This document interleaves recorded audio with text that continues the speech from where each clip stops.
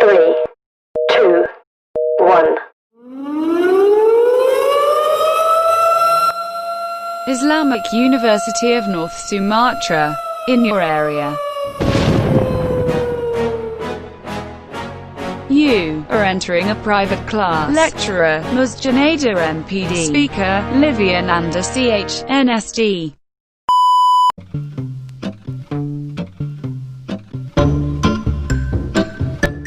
Assalamualaikum warahmatullahi wabarakatuh. Perkenalkan, nama saya Liviananda Herunisa Nasution. Kali ini kita akan membahas materi berjudul kalimat. Untuk memulai materi, marilah kita ucapkan bismillah terlebih dahulu. Bismillahirrahmanirrahim. Baiklah, walaupun di situasi pandemi saat ini, kita tetap bisa menuntut ilmu melalui media online. Oke, karena kita belajarnya online, boleh lah ya gurunya tuh jadi kece gitu, jadi eksis. Ya kan, biar anak muridnya pun nanti ketika mendengarkan penjelasan dari gurunya nggak boring, lihat gurunya yang kece. Lebih tepatnya adalah mahasiswa yang sedang mengerjakan ujian tengah semester. Tanpa mengulur waktu lagi, marilah kita mulai pembahasannya.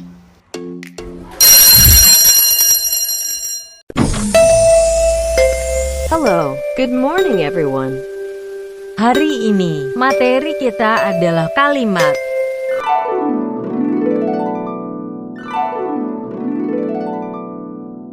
Please welcome our speaker, Livia Nanda Herunisa Nasution.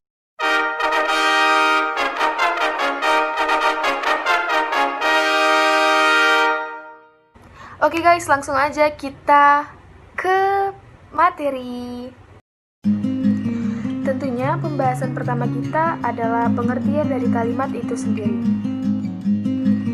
Kalimat adalah satuan bahasa terkecil dan terlengkap maknanya.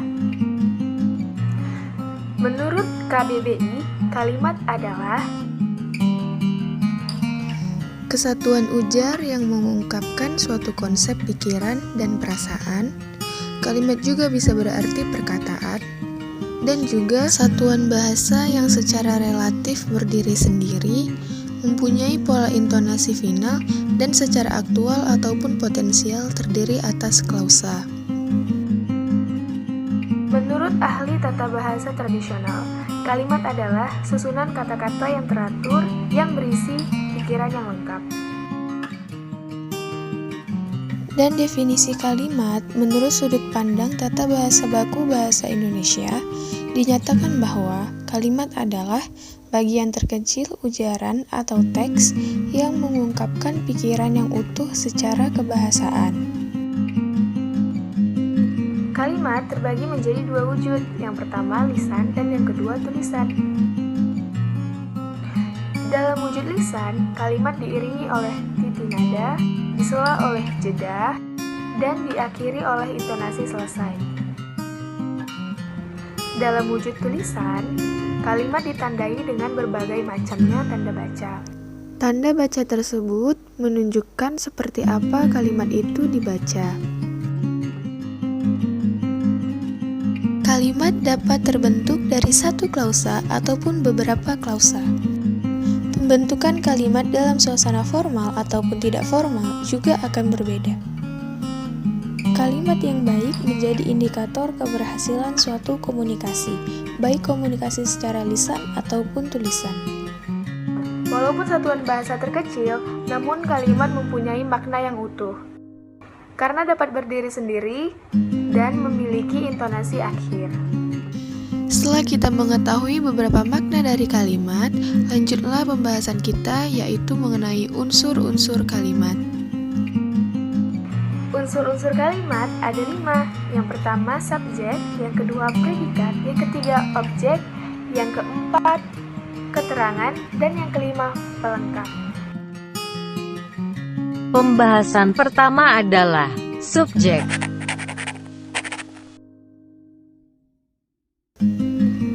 Subjek adalah kata benda dalam sebuah kalimat yang dapat berupa nama orang, hewan, benda, sapaan, dan lain-lain.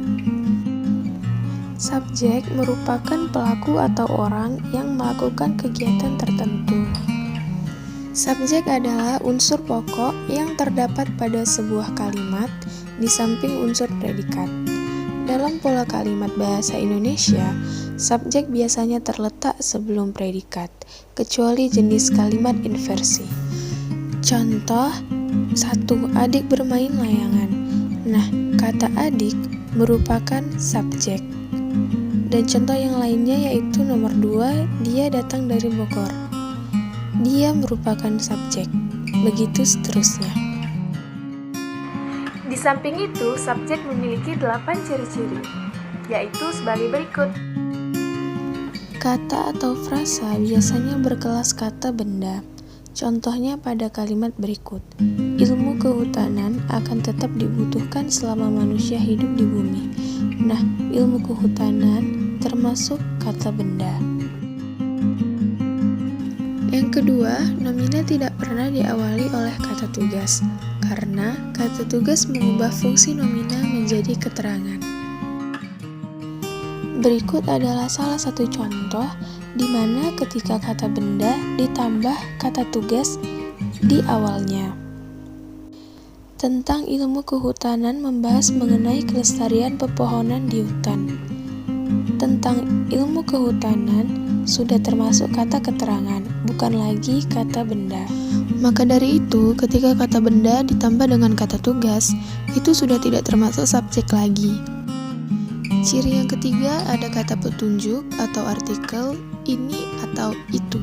Contohnya adalah suara ini dikenal sebagai suara burung yang paling terancam punah di Taman Nasional Gunung Gede Pangrango. Jika suatu kata ada unsur ini atau itu, maka kata tersebut merupakan subjek. Ciri yang keempat adalah subjek bukan kata ganti tanya. Yang kelima, ada kalanya subjek bukan sebagai kata benda, namun pada umumnya diikuti artikel ini atau itu. Sebagai contoh pada kalimat berikut, berenang itu. Nah, kata berenang bukan termasuk kata benda, melainkan kata kerja. Namun ketika ditambah ini atau itu, maka kata tersebut termasuk subjek.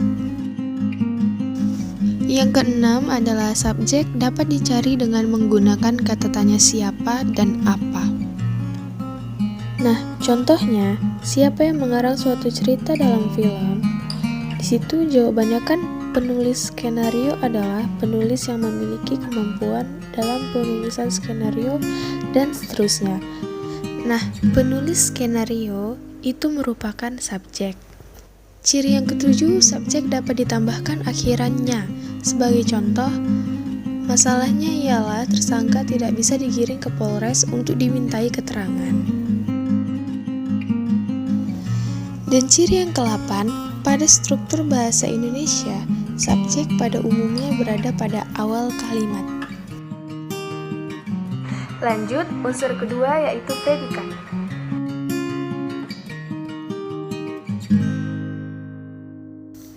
Predikat adalah unsur kalimat yang menyatakan kegiatan yang sedang dilakukan oleh subjek. Biasanya, predikat merupakan kata-kata kerja. Unsur pengisi predikat suatu kalimat dapat berupa kata, misalnya verba, adjektiva, atau nominal, numeral, dan preposisional. Selain itu, dapat pula berupa frasa, misalnya frasa verbal, frasa adjektival, frasa nominal, dan frasa numeralia atau bilangan. Contoh penggunaan predikat adalah sebagai berikut. 1. Merokok membahayakan kesehatan. Kata membahayakan merupakan predikat. Kata predikat di situ berbentuk kata sifat. Predikat juga mempunyai ciri-ciri loh. Berikut adalah ciri-cirinya. Pada umumnya, predikat berada di sebelah kanan subjek. Predikat menjelaskan subjek sehingga kalimat menjadi bermakna. Ciri berikutnya yaitu predikat dapat berkategori kata kerja, kata benda, kata depan, atau kata sifat, sehingga predikat menyebabkan beberapa jenis kalimat tunggal. Lalu, predikat mengisyaratkan perlu tidaknya kata lain di sebelah kanannya agar kalimat menjadi lebih lengkap. Pada umumnya, predikat dapat dicari dengan menggunakan kata tanya bagaimana. Ciri selanjutnya yaitu predikat dapat diikuti partikel lah. Yang ketiga, objek.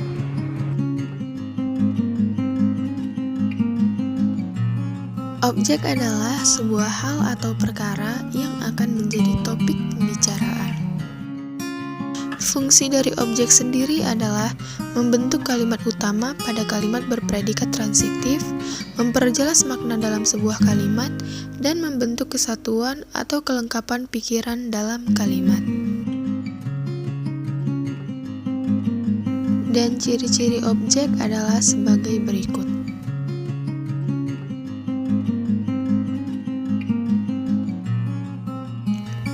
Dan berikut adalah contoh dari objek di dalam kalimat. Adik bermain layangan. Layangan merupakan objek yang dimainkan oleh subjek, atau subjeknya itu adik. Selanjutnya, unsur keempat adalah keterangan. Keterangan merupakan unsur kalimat yang memberikan informasi lebih lanjut tentang suatu yang dinyatakan dalam kalimat.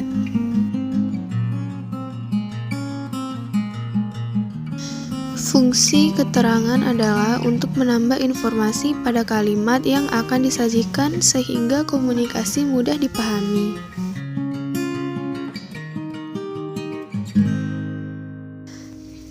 Macam-macam keterangan. Di dalam sebuah kalimat, keterangan menjelaskan bagaimana, di mana, atau kapan peristiwa yang dinyatakan dalam kalimat tersebut.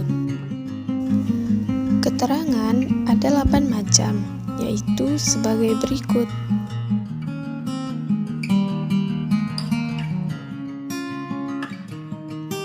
Selanjutnya yaitu ciri-ciri keterangan.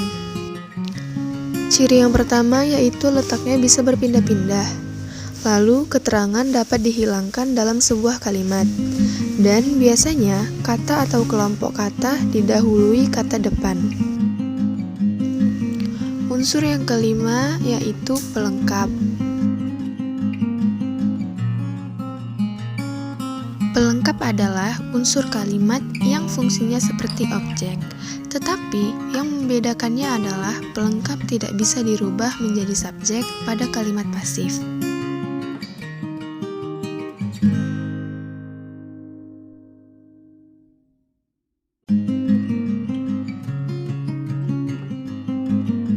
Berikut akan kita tampilkan ciri-ciri dari kalimat tersebut.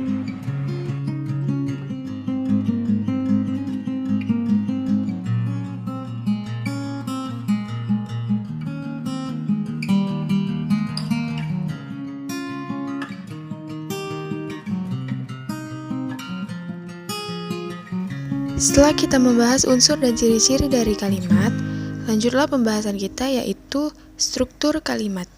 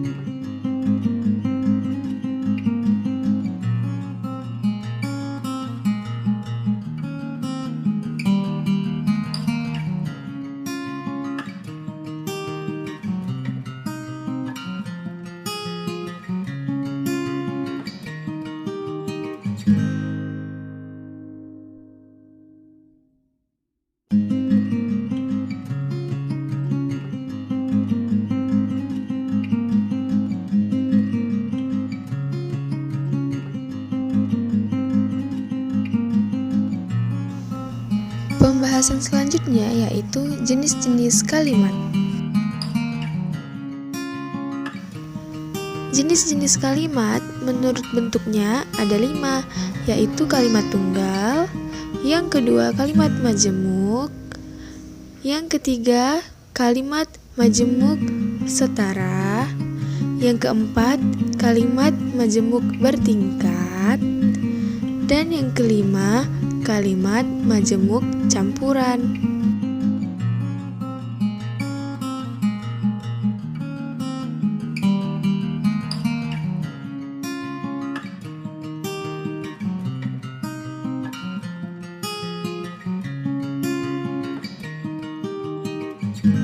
Yang kedua yaitu kalimat majemuk. Kalimat ini memiliki lebih dari satu klausa.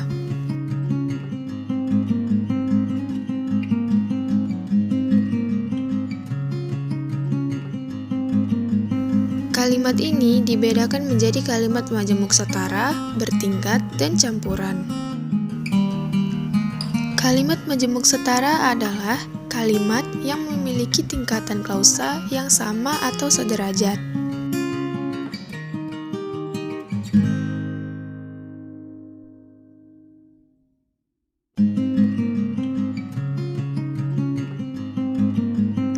Selanjutnya, kalimat majemuk bertingkat. Kalimat ini memiliki tingkatan antar klausa satu dengan yang lainnya tidak seimbang. Klausa pada kalimat majemuk bertingkat terdiri atas klausa atas dan klausa bawah. Biasanya, kalimat ini ditandai dengan kata meskipun, walaupun, karena, ketika, kalau, sebelum, bahwa, agar, sebab, dan lain-lainnya. Dan yang terakhir yaitu kalimat majemuk campuran. Kalimat ini memiliki klausa sebanyak 3 atau lebih, tetapi klausa tersebut dihubungkan secara subordinatif dan konjungtif.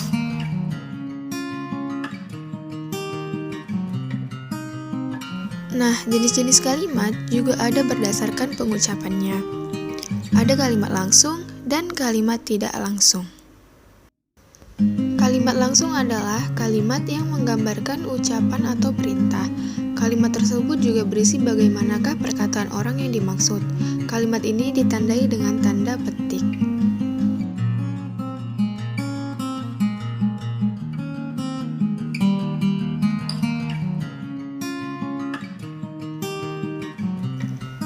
Yang kedua adalah kalimat tidak langsung. Kalimat ini mendeskripsikan ucapan kembali dari seseorang. Biasanya, kalimat tidak langsung ini merupakan kalimat pasif dan berupa kalimat berita.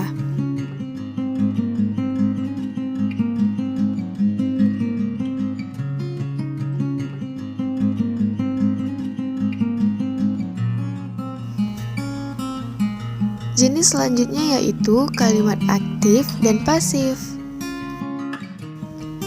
Oke, kita akan membahas kalimat aktif.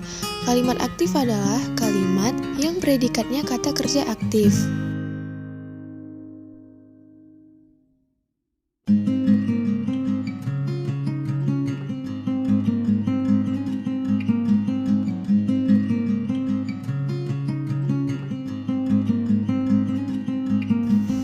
Yang kedua, ada kalimat pasif. Kalimat pasif adalah kalimat yang subjeknya dikenai suatu pekerjaan atau tindakan atau aktivitas.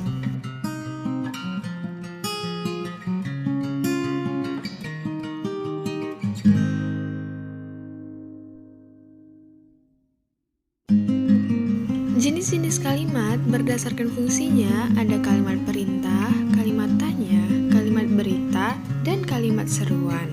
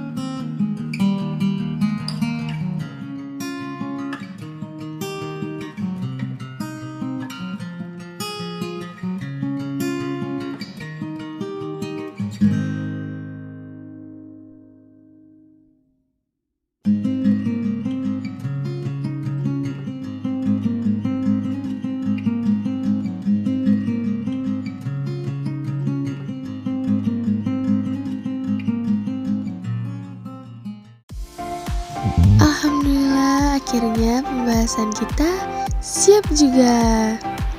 Maaf jika dalam penyampaian materi masih ada kekurangan atau kesalahan. Alhamdulillah, jangan lupa kita ucapkan wabillahi taufiq wal hidayah. Assalamualaikum warahmatullahi wabarakatuh.